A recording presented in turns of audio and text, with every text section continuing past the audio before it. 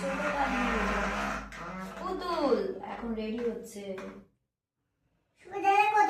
কি শান্ত মেয়ে, এতক্ষণ ধরে চুপচাপ মেকআপ করছে, একটা কথা নেই মুখে। এত শান্ত আমি কখনো দেখিনি। বলো সঞ্জুদা ও কি সুন্দর মেকআপ করবে বলে দাও। তাই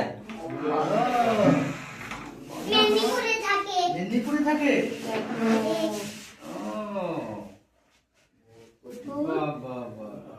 লিপস্টিকটা কম দে,